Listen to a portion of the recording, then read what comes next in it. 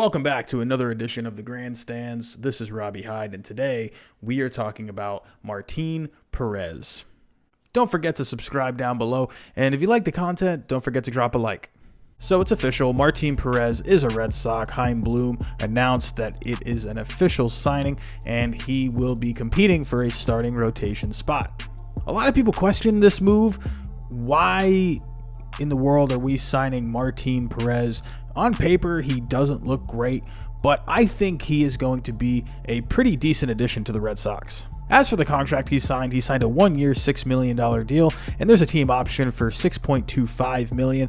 And if you really think about it, that's a saving of $4 million with Porcello coming off the books and signing with the Mets for $10 million. We're getting around the same production for Martín Pérez that we did with Rick Porcello last year. And honestly, Martín Pérez was a bit more effective than Rick Porcello last year. For his career, he is 53 and 56, a strikeout rate of about 6 per 9 innings, and an ERA of about 4.7. In 2019, he finished 10 and 7 with an ERA in the low 5s and about 165 innings pitched. So I'm just going to go over the positives for why I think Martín Pérez is going to be a good addition to the Red Sox. Like I said already, he's only $6 million to have him for the 1 year, and we have a team option for him, so I think it's a win-win for both sides. If you look at his strikeouts per 9 innings, he has always averaged around like 5 to 6 strikeouts per 9 innings. However, last year in 2019, that jumped to around 7 strikeouts per 9 innings. So with Minnesota, he was able to figure something out with the strikeouts. And while his ERA was high, it was a 5.12, don't forget the Twins had one of the worst defenses in the major leagues last year, ranking at 26. So I think Martín Pérez had a little bit of bad luck in a lot of his starts. So I think if he has a better defense behind him, I think you're going to see that ERA go down a little bit. Also, in the last 3 years at Fenway Park, he's actually been pretty good. He has 1 win, no losses, and an ERA right below a 3. Even though he did have a bad defense behind him with the Twins, that still doesn't excuse the fact that he did get hit pretty good last year. Teams averaged around 10 hits per 9 innings off of him, and he gave up 23 home runs throughout the year. He also didn't do great against teams in the division, such as the White Sox, the Royals.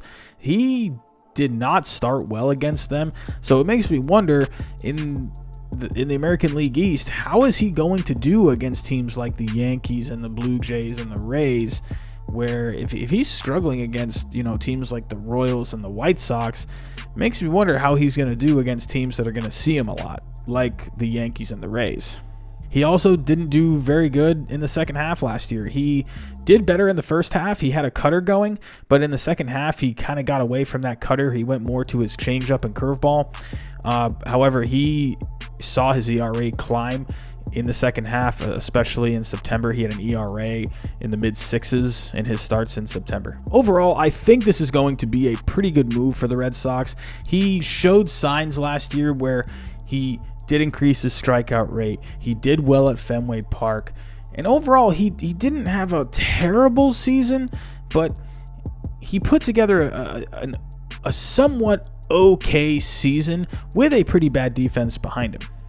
And now with Dave Bush running the pitching staff, he's very big on analytics. It makes me wonder how Martín Pérez could do with a coach like that. Maybe he can really show him a few things to really step up his game. In the end, you're getting the guy for $6 million.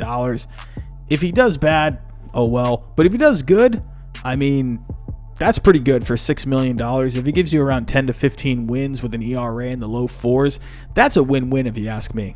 And there's a team option for 2021 for only around $6 million as well.